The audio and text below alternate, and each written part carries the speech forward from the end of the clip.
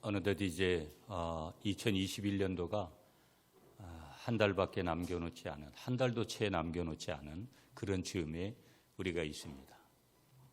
이미 교회력으로는 또 한 해를 시작하는 대림절이 지난주부터 시작이 됐고요. 일반적으로는 이제 며칠 남겨놓지 않은 2021년도를 우리가 마무리하는 유종의 미를 거두어야 되는 그 즈음에 우리가 있습니다.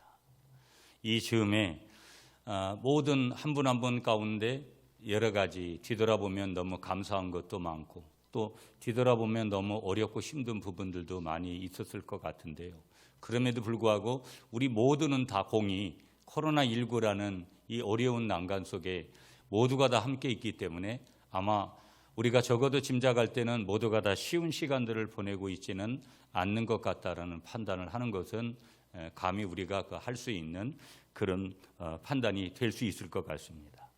그런 가운데 우리는 오늘 이 아침에 이런 큰 질문을 대림절 두 번째 주일에 주님 오심을 기다리면서 오시는 예수님을 기다리면서 우리가 질문해야 될 필요성이 있지 않은가.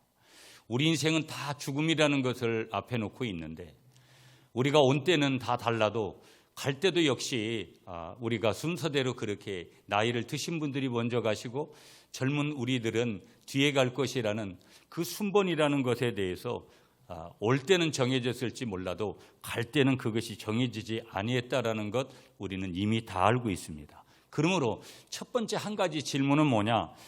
이 죽음이라는 문제에 대해서 이 죽음과 함께 모든 것이 끝나는가? 이 큰 틀의 질문을 우리가 한번 해볼 필요가 있고요. 두 번째 질문해야 되는 상황은 뭐냐면 우리는 다 인생을 살아갑니다. 이 인생이 모두가 다 행복하기를 원하지요. 보면 행복을 원하지 않는 사람은 아무도 없고요. 사람만 그러는 것이 아니라 우리가 믿고 있는 하나님도 우리가 행복하기를 원하십니다. 여러분 믿으시죠? 그런 많은 사람들이 그토록 원하는 행복을 찾느냐면 찾지를 못하고 오히려 때로는 고통 속에 살고 있고 예수를 믿는 저와 여러분들이 진짜 행복한가 질문을 해보면 과연 저와 여러분들이 네 그렇다라고 자신 있게 말할 수 있는가? 두 번째 질문, 인생의 행복은 어디서 오는가에 대한 질문을 우리가 좀 해볼 필요성이 분명히 있다라는 것을 우리가 좀 알게 되어지고요. 그러면서 또 한 가지 질문을 하고 싶은 내용은 뭐냐면 나는 무엇을 지금 붙들고 살고 있는가? 내가 지금 붙들고 있는 것이 과연 영원한 것인가? 내가 지금 붙들고 있는 것이 하나님이 정말 기뻐하시는 것일까?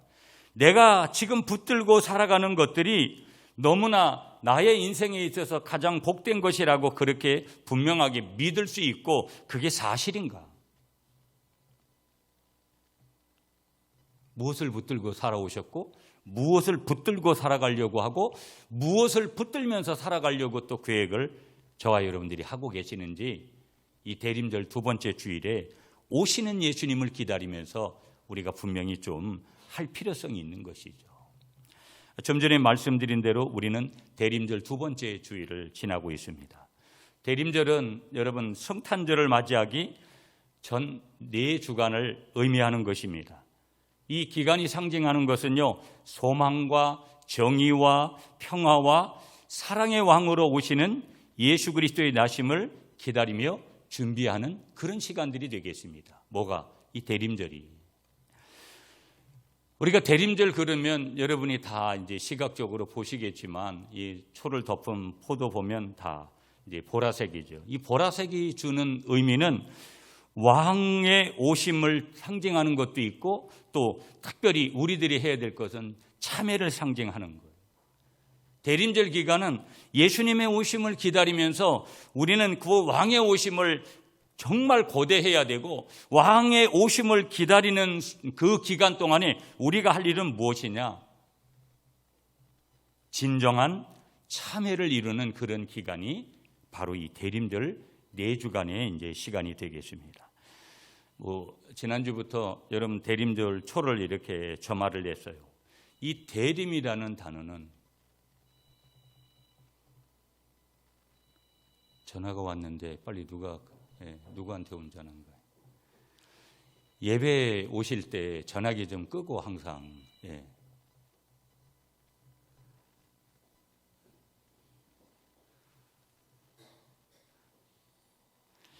자, 한자로 보면 이 대림절은요, 대림이라는 뜻은 기다릴 때 그 다음에 임할 임자를 썼어요. 그러니까 말 그대로 임할. 누가 임하겠어요? 오실 예수님이죠. 당연히 예수님을 기다리는 때다. 대림이라는 것은 한자적으로 대림절, 대강절, 강림절 뭐 여러 가지로 부르는데 다 똑같은 의미예요. 대림절. 영어로는 어드벤트라는 단어 썼는데요, 오심, 나타나심 뭐 이런 것이죠. 예수님의 오심, 예수님이 나타나시는 그런 이 땅에 현현하시는 거죠. 인간의 몸을 입고 오시는 나타나심을 말씀하고 있는 것이죠. 대림절에는 대표적으로는 4개의 초를 켭니다. 그 4개의 초를 통해서 한 주마다 촛불을 하나씩 더 밝히는데 가장 짙은 색으로부터 그 다음에 불을 밝히고 점점 밝은 색으로 불을 밝혀요. 근데 제가 지난 주간에 실수를 하나 했는데 저희가 늘 흰색으로 해오다가 순서대로 해오다는 습관이 들어가지고 제가 저쪽부터 붙이려고 했잖아요. 우리 집사람이 나와서 이쪽 붙이라고 그래서 붙였어요. 원래대로 하면 진보라부터 출발을 해야 되는데 저 초를 보면 저희 교회 초가 좀 잘못됐어요. 한 개가 조금 더 진한 이제 그 옆에 있는 것들이 오늘 붙인 초가 좀 더 진한 보라색이 돼야 되고 그 다음에 이제 가생이 그 다음에 그 옆에 거는 흰 초가 돼야 되는 거거든요. 이제 어떻든 또 어떤 교회는 저 초를 아예 4개를 지금 저희 교회는 5개를 썼어요. 5개 쓰는 교회도 있어요. 성탄절의 마지막 중간에 있는 흰 초를 켜는 거거든요. 뭐 아무 상관없어요. 그리고 어떤 교회는 보라색으로 4개 초를 4개 다 해가지고 하기도 해요. 그 의미가 중요하다 이 말이에요. 부여하는 그런 내용들이. 그래서 가장 어두운 색부터 점점 밝은 색으로 초를 켜는 것은 이 땅에 아기 예수로 오시는 예수님이 우리에게 빛으로 오시는 것이죠. 예수님은 빛이니까.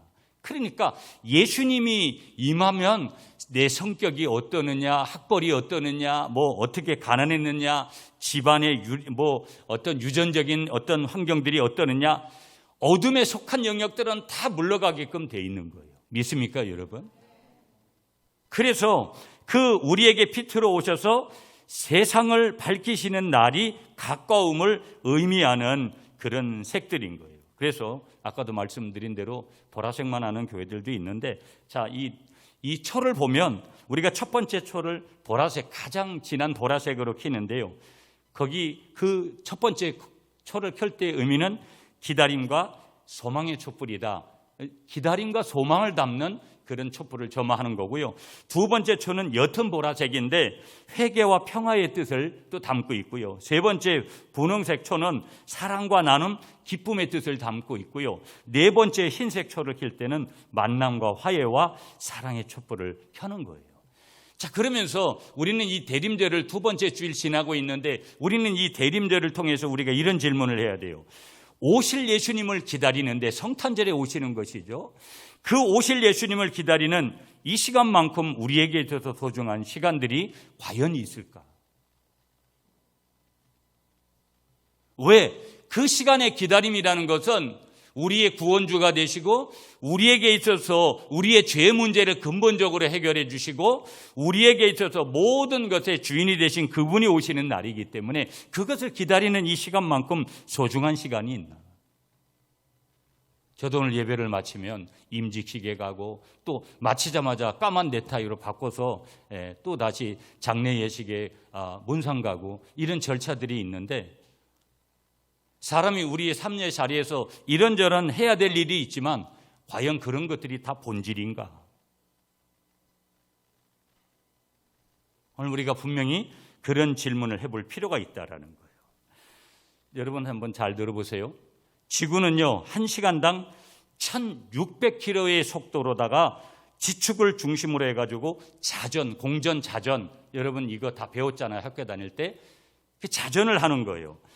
만약을 우리가 생각하면 만약 지구가 자전 속도를 10분의 1로 줄여가지고 1600km의 속도가 아니라 160km의 1로 만약에 지구가 자전을 한다면 어떤 현상이 벌어지느냐? 밤과 낮의 길이가 10배나 늘어난다라는 거예요. 그러면 낮이 몇 시간이 되는 거냐? 120시간이 되는 거고요. 밤이 120시간이 되는 거예요. 그러면 낮에 태양이 뜨잖아요. 만약에 120시간 동안 태양이 떠 있다면 모든 식물을 다 태워 죽일 거예요. 농사를 못 지을 거라 이 말이에요. 또 밤이 120시간 계속 이어진다면 추위가 계속 몰려와가지고, 여러분 오늘 이 겨울에 얼마나 추워요. 지금은 추운 것 같지도 않은데 우리가 어릴 때 자랄 때보다도 모든 이 추위가 모든 생명을 얼어 죽게 만들 거라는 거예요. 그러나 하나님이 우리를 사랑하셔서 지구는 4시간당 1600km의 속도를 유지하며 지금도 돌고 있어서 하루는 24시간 낮과 밤이 적절히 교차하면서 흘러가고 있어서 우리가 살아갈 수 있는 거예요. 이 은혜를 아는가? 이 하나님의 사랑을 우리가 느끼는가? 두 번째, 지구는요, 지구와 태양은 여러분 너무나도 정확한 거리를 유지하고 있다라는 거예요.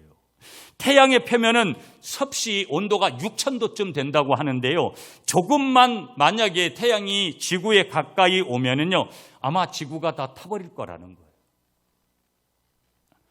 조금만 만약에 이 태양이 떨어지면 지구는 어떤 현상이 올까요? 얼음덩이로 바뀌어지고 말 거라는 거예요. 하나님의 그 정확한 거리 산정, 누구를 위한 거예요? 하나님을 위한 것이 아니라 우리 인생들을 위한, 하나님의 자녀들을 위한 선물이죠. 지구가 여러분 23도 기울어져 있다라는 거예요. 왜 지구가 기울어져야 되냐? 지구가 기울지 않았다면 우리에게 사계절은 오지 않는 거예요. 이 사계절의 기쁨, 여러분 동남아나 늘 더운 이런 지방에 가서 있다 보면 사계절이 있는 대한민국이 얼마나 축복을 받은 나라인지를 쉽게 그거 하나만 가지고도 우리가 인정할 수밖에 없어요. 물론 이런 추운 겨울이 되면 여름 동남아에 가서 그 여름 같은 동남아에 가가지고 우리가 있는 것도 나이 드신 분들한테는 굉장히 좋을 수 있지만 사계절이 주는 그런 의미. 그래 동남아에 사는 사람들은 눈이 뭔지를 모르잖아요. 보면 23도가 기울어져 있기 때문에 사계절을 하나님께서 우리에게 선물을 주신다라는 거. 대기권이라는 거 얘기 들어보셨잖아요. 그 대기권에 두께가 있는데요, 지금보다 만약에 대기권이 얇았다고 그렇게 하면 하루에도 수백만 개의 별똥이 떨어지게 되는데, 대기권을 그런 별똥들이 통과를 해가지고 우리가 살고 있는 지구 표면에 분명히 떨어져가지고 순식간에 지구가 어떻게 될 수 있느냐? 불바다가 될 수 있는 거다. 동식물이 있습니다, 여러분. 그 동식물이 누구에게도 배우지 않은 지혜를 가지고 있는 것을 보게 되고요. 참, 고양이는 고양이대로, 개들은 이제 개고기 못 먹게 한다고 막 그러는데, 개들도 다 모든 동식물들이 배우지 않은 자기들만의 지혜를 하나님으로부터 받았어요. 지구의 동식물들은요, 먹이사슬 관계를 통해서, 천적 관계를 통해서 모든 종류의 동식물이 골고루 공존을 합니다. 이게 깨어지면 이제 큰일이 나는 거예요, 보면은요. 만약에 곤충들에게 여러분, 신체적인 성장에 제한이 없다, 만약에 사자처럼 큰 벌을 만들게 될 것이다. 물론 요즘은 과학의 힘을 빌어가지고 농작물이 거대해지도록 만드는 그런 것들이 있는데, 이게 잘못 악용이 돼가지고 사자처럼 큰 벌을 만들게 되어진다. 여러분, 요만한 말벌 하나에 쏘여도 우리가 죽을 수 있고 죽음을 경험하게 되는데, 만약에 인간이 그런 벌에 쏘였다면 아마 인간이 멸망 다 당할 수도 있는 거예요. 과학은 그래서 한편에 우리를 이롭게 하는 부분도 있지만, 이 과학이 악용되어지면 결국은 하나님을 침노하게 되는 거고, 영역을 결국은 우리 스스로가 멸망의 길을 갈 수 있는 그런 그 원인을 제공할 수도 있는 부분들이 있는 거예요. 양면성을 가지고 있는 것이죠. 시편 19편에 말씀을 주세요. 하늘이 하나님의 영광을 선포하고 궁창이 그의 손으로 하신 일을 나타내도다. 히브리서 3장 4절에 보면 집마다 지은 이가 있으니 만물을 지으신 이는 하나님이시라. 우리가 오늘 찬송을 79장을 했어요. 주님의 높고 위대하심을 내 영혼이 찬양하네. 주님의 높고 위대하심을 내 영혼이 찬양하네.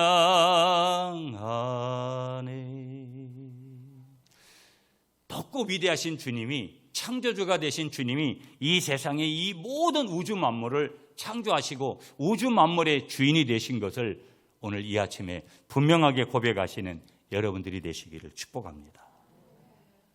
좀 전에 말씀드렸던 이 모든 창조물들이 우연히 됐겠느냐라는 거예요.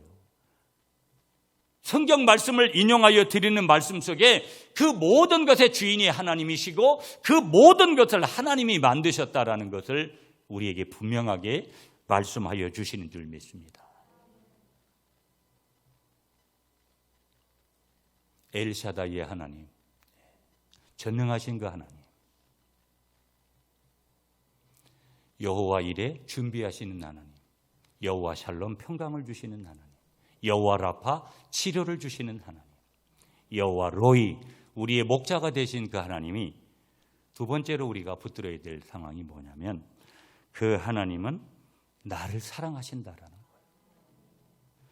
여러분, 오늘 성경 한 구절을 마지막 우리가 붙들어야 된다면 요한복음 3장 16절인 줄 믿습니다. 오늘 말씀 본문에 그 하나님은 나를 사랑하신다라는 거예요. 가만히 보세요.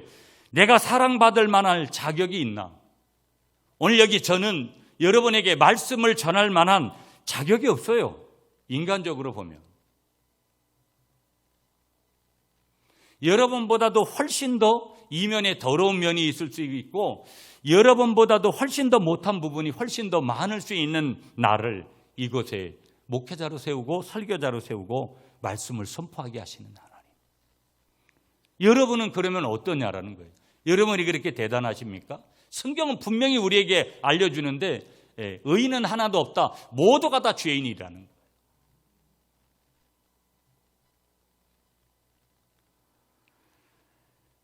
모든 것을 창조하신 창조주 되신 그 하나님이 나를 사랑하신다라는 거. 그거는 철저히 은혜 속에 주어지는 선물이라는 거. 그 하나님의 사랑을 기꺼이 받아들이시고 감사하시는 이 대림절 두 번째 주일 되시기를 축복합니다. 천지의 창조주가 되신 하나님, 모든 만물과 인생을 주관하시고 운행하시는 그 하나님이 나를 사랑한다. 이건 어마무시한 사건이에요. 우리가 뭐 사랑받을 그런 짓을 크게 뭐를 했냐? 우선순위로 보면 하나님 앞에서요, 줄을 세워보면 나보다 더 많이 하나님을 기쁘시게 한 목회자가 줄을 세워놓으면 저는 그 줄 끝에 있을 거고요. 성도들을 쭉 하나님 앞에 마음에 합한 대로 갖다가 세워서 보면 여러분은 어느 쪽에 있을 것인가? 상위에 있으면 좋지만 세상의 방법적인 것으로 세워서 이렇게 본다면 그렇지 못할 수 있는 그런 부분들이 훨씬 더 많이 있다라는 것을 부인할 수 없는 것이죠. 하나님이 나를 사랑하신다라는 것, 놀라운 기적과 같은 역사고 그것은 또한 사실이라는 것. 그래서 그 자체만으로 우리가 행복할 수 있는 행복의 조건이 되는 줄 믿습니다. 여러분 16절 오늘 본문 다시 한번 읽을게요. 우리 다 같이 한 목소리로 시작. 하나님이 세상을 이처럼 사랑하사 독생자를 주셨으니 이는 그를 믿는 자마다 멸망치 않고 영생을 얻게 하려 하심이니라. 아멘. 네. 하나님이 세상을 이처럼 사랑하사 독생자를 주셨으니 그 근거의 가장 중요한 거 결국은 뭐냐? 예수님 떠나면 망한다라는 얘기예요. 예수님 안에 있어야 된다라는 거예요. 하나님 사랑 안에 있어야 된다라는 거예요. 그런데 오늘 그 사랑을 누구에게 베풀어 주셨느냐? 저와 여러분들에게 베풀어 주셨다라는 거 분명하게 다시 한번 붙드시고 가시는 여러분이 되시기를 축복합니다. 여러분, 좀 전에 우리는 이 지구라는 땅덩어리에 우리가 살고 있잖아요. 이 지구라는 땅덩어리는 우주 속에서 어떻게 보면 우주로 보면 아주 보잘것없는, 그래서 지금 이 어떻게 보면 선진국이나 먼저 눈을 뜨는 데는 여러분 우주로 우리가 여행을 가는 시대가 곧 있고 이 지구를 버리고 다른 어느 곳에서 살 수 있는 길을 막 모색하는 이유들이 뭐냐면 과학의 힘이라는 것이 또 과학의 힘을 통해서도 그 우주계에 그 놀라운 많은 곳이 있다라는 것을 이미 발견하고 있기 때문이 아니겠어요. 그런데 가만히 보면 정말 이 지구라는 땅덩어리는 우주 속에서 정말 별 볼 일 없는 보잘것없는 그 크기나 모든 것들이 그러하다라는 거예요. 여러분, 우린 태양계라는 것을 얘기를 듣는데 태양계 속에서도 지구는 그렇게 큰 별이 아니라는 거예요. 태양만 하더라도 여러분 그 크기를 재면 지구보다 109배나 크기가 크다라는 거예요. 어마무시한 거죠, 보면. 여러분, 러시아는 제가 못 가봤는데 중국을 가보세요. 중국에 제가 여러 번 갔더래가지고 중국의 선교사님이 금방 가요. 금방 가는데 금방 가는 게 최소한 4-5시간이에요. 왔냐고 얘기를 하면 아직도 금방 간다고. 그만큼 뭐냐면 여러분 한국 땅에서 이 대한민국 땅에서 전국을 다녀보는 거와 중국이나 이런 넓은 땅에 가서 실제 얼마나 이 땅이 넓은지를 볼 때 어마어마하게 넓거든요. 그런데 이 지구 땅덩어리가 태양하고 비교하면 이 지구보다 태양이 109배나 크다라는 거예요. 이 태양계라는 거 여러분 보면은요, 또한 이 태양계는 또한 은하계 속에서 큰 별무리가 되지를 못하는데 하나의 은하계 별무리만 우리가 생각을 해보면 그 하나의 은하계 별무리가 200만 개 내지 1000만 개의 별들로 구성이 되어졌다라는 거예요. 그런데 보세요, 이 1000만 개로 구성된 은하계가 우주 안에는 1000억 개가 넘는다라는 거예요.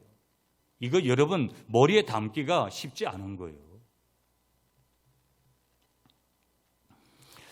이 속에는 보면 태양보다 1000배, 지구보다 10만 배 이상 큰 베델큐스라고 부르는 안달레스라고 부르는 별들이 수없이 그렇게 여러 곳에 널려 있다라는 거예요.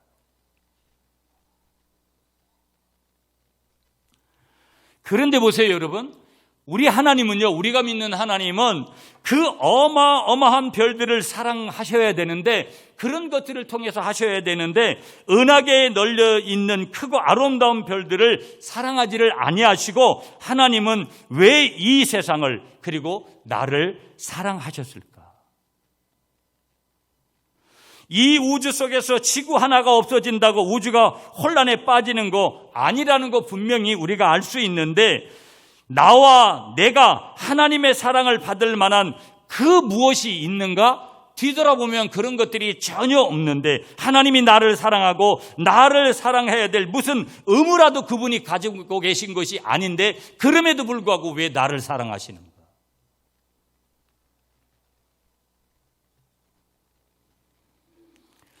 여러분, 이 우주 속에 그토록 보잘것없다고 이야기하는 이 지구 안에도 인구가 70억이 넘어요.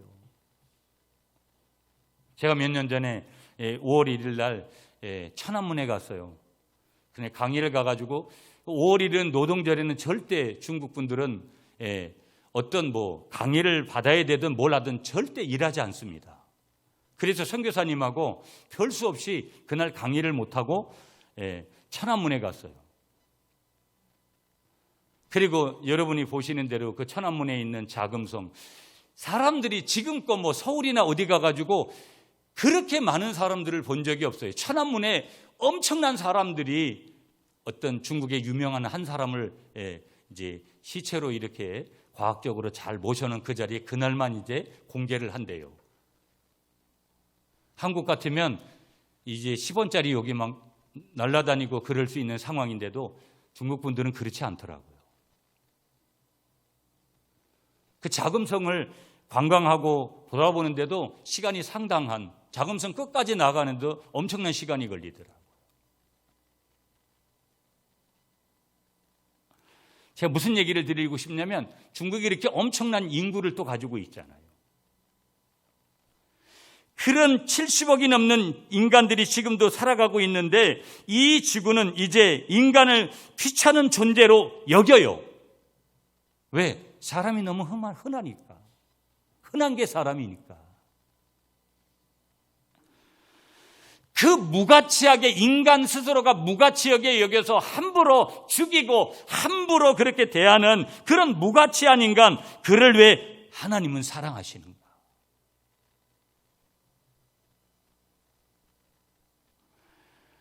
나는 도대체 하나님 앞에 어떤 존재이기 때문에 그럴까?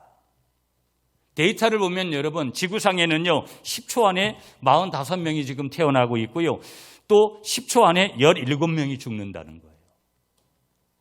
1년이면은요 1억 4천만 명이 새롭게 태어나고요 5천만 명이 죽는다는 거예요. 한 해 동안.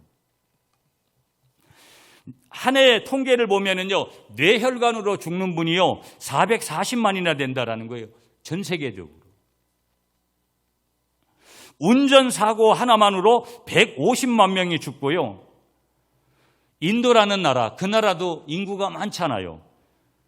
독이 있는 곤충 때문에 한 해에 2만 명이 죽는다라는 거예요. 아프리카나 대표적인 이런 나라를 보면은요 1년에 3천만 명이 결국은 기아로 죽어갑니다. 우리가 잘 아는 대로 우리의 동포인 북한을 논하지 않을 수 없잖아요, 보면. 그런데 왜 하나님은 별 가치도 없이 죽어가는 나를 사랑하는 것일까? 여러분 가끔 그걸 물어야 되지 않아요? 하나님 나를 왜 이렇게 사랑해 주시냐고. 나는 별로 하나님을 사랑한 것이 그렇게 없는데. 한번 따라 하겠습니다. 하나님이 나를 사랑하신 사건이 나에게 있어서 가장 큰 기적입니다. 세상에 이런 큰 기적이 어디 있어요? 아멘이시죠, 여러분? 아멘이시죠? 그분이 나를 사랑하신다. 아니, 뭐 지금 내 처지가 그럴 처지가 아닌 것 같고 느껴지는 어떤 상황 속에 있을지라도 하나님은 저와 여러분들을 사랑하신다라는 이 하나님의 사랑을 외면하지 않고 이 대림절 기간에 더 깊이 예수 그리스도를 통해서 전해지는 그 하나님의 사랑을 우리가 가슴을 열어 환영하고 감사하시는 여러분 되시기를 축복합니다. 세 번째로 우리가 붙들어야 될 내용이 뭐냐? 하나님이 나를 사랑해 주시는데 하나님이 나를 사랑하시기 때문에 나를 위해서 가장 큰 선물을 준비하셨는데 그분이 곧 누구냐? 예수님인 줄 믿습니다. 우리가 적어도 우리 모든 인생들은 죄를 가지고 원죄라는 것을 가지고 태어나고요. 우리 조상들이 지었던 그런 부분에 또 어떤 때는 또 그분들을 통해서 전해지는 죄들이 있고요. 우리는 늘상 생활에서 일상에서 저지르는 자범죄가 있습니다. 우리는 지난 한 주간도 끔찍한 죄를 저지른 분들도 있을 거고요. 아니, 우리는 상상을 초월하는 그런 죄를 짓는데 우리는 끔찍한 죄다, 적은 죄다 이렇게 구분을 할지 몰라도 하나님 앞에서 작은 죄나 큰 죄나 하나님 앞에서는 동일한 죄예요. 그렇다면 우리는 얼마나 많은 죄를 저지르면서 이 자리에 왔겠는가? 그래서 오늘 구약시대를 살아간다면 우리는 죄를 지을 때마다 염소를 끌고 가고 양을 끌고 가고 뭐 여러 가지 제물을 끌고 가가지고 하나님 앞에 제사를 드려서 죄 용서를 받는데 얼마나 귀찮고 얼마나 힘들겠어요. 빈몸 하나만 들고 교회에 와서 예배 드리라고 해도 여러 가지 이유를 달고 갔다가 우리가 함부로 그렇게 할 때가 많은데, 그래서 하나님이 이 죄의 문제를 해결하시려고 하나님 되신 그분이 인간의 몸을 입고 오신 그분이 예수님인 줄 믿습니다. 그래서 하나님은요, 예수님을 왜 이 땅에 보내주셨느냐? 이유는 다른 거 아니에요. 나를 끔찍이도 사랑하시기 때문에. 나에게 가장 큰 선물을 하나님께서 준비해 주셨는데 그 선물이 오시는 성탄절의 예수님인 줄 믿습니다. 그래서 그 성탄절에 오실 예수님을 기다리는 시간이 대림절이에요. 4주 동안. 하나님이 오늘 본문 세상을 이처럼 사랑하사 독생자를 주셨다. 여기에 나를 사랑하시는 하나님께서 나에게 주시는 최대, 최고, 최선의 선물 바로 뭐예요? 독생자 예수 그리스도라는 것을 분명하게 감사하시는 여러분이 되시기를 축복합니다. 자, 그러면 여러분, 왜 예수님이 가장 큰 선물이에요? 첫째는 이 땅에서 가장 좋은 것들은 모두 하나님께 있습니다. 믿습니까? 하나님이 가지고 있는 것 중에서 가장 귀한 것이 누구예요? 독생자 예수님이에요. 그 가장 귀한 선물을 누구에게 준 거예요? 우리에게, 나에게 주신 줄 믿습니다.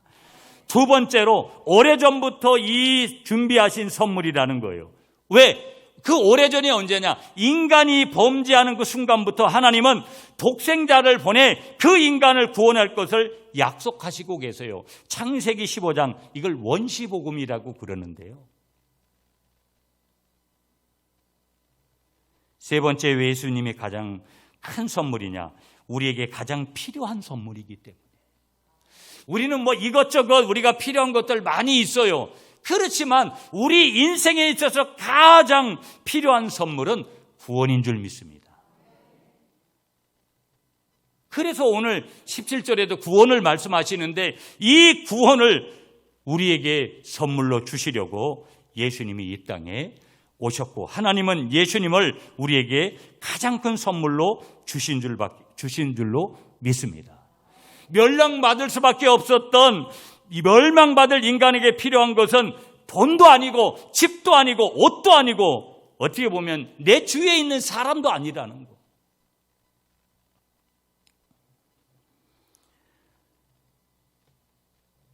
우리에게 가장 예수님은 필요한 선물이기 때문에 하나님께서 그렇게 선물을 준비하여 보내주신 줄 믿습니다. 예수님은 하나님이 나에게 주신 최대, 최고, 최선의 선물이라는 거, 오늘 대림절 두 번째 주일에 다시 한번 믿고 감사하시는 여러분이 되시기를 축복합니다. 자, 그렇다면 우리가 이제 네 번째로 보아야 될 한 가지가 뭐냐면, 이 선물이라는 것은 우리가 할 일이 한 가지가 있어요. 그 선물은 우리가 이런 어떤 보이는 선물은 손 내밀어서 그 선물을 받아야지 그때부터 주인이 바뀌어지는 거예요. 내 것이 된다 이 말이에요.